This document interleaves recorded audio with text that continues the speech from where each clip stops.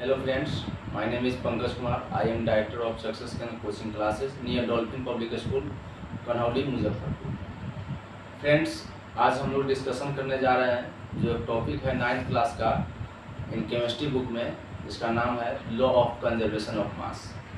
तो सबसे पहले जो है लॉ ऑफ कंजर्वेशन ऑफ मास होता क्या है, इसमें क्या स्टेटमेंट आया है, कब दिया गया, किन के द्वारा दिया गया, ये सब सारी बातों का डिस्कशन हम लोग इस चैप्टर में करेंगे, इस टॉपिक में करेंगे।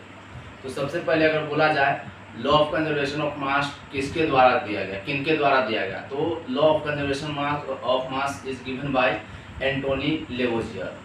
और कब दिया गया, तो 1789 में दिया गया।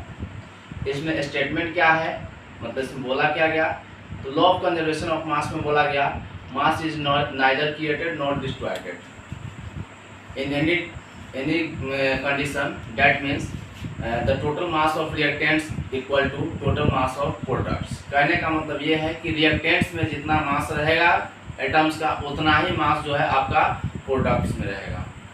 जैसे एक एग्जांपल के लेते हैं C+O2। C+O2 आपका रिएक्टेंट हो गया, एरो CO2 आपका प्रोडक्ट हो गया। तो कार्बन का मास जो है 12 यूनिट हो गया और O2 का मास जो है आपका 32 यूनिट हो गया। तो दोनों मिलाकर आपका कितना हो गया, 12 + 32, मतलब टोटल हो गया 44 यूनिट। और ये तो हो गया रिएक्टेंट का मास।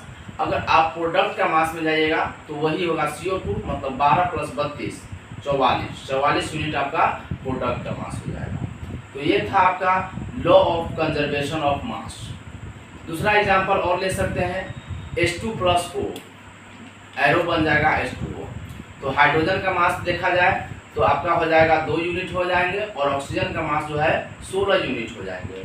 तो 16 + 2 16 + 2 हो जाएगा 18 यूनिट हो जाएंगे। और आपका जो है प्रोडक्ट में कितना होगा, H2O का मतलब होगा 2 + 16, उसमें भी 18 यूनिट हो जाएगा। मतलब न तो रिएक्टेंट का मास बदला है, न ही प्रोडक्ट का मास बदला है, दोनों आपस में क्या होते हैं, इक्वल होते हैं। यही से स्टेटमेंट मतलब आपको देखने को मिल जाएगा कि रिएक्टेंट का मास और प्रोडक्ट का मास जो है चेंज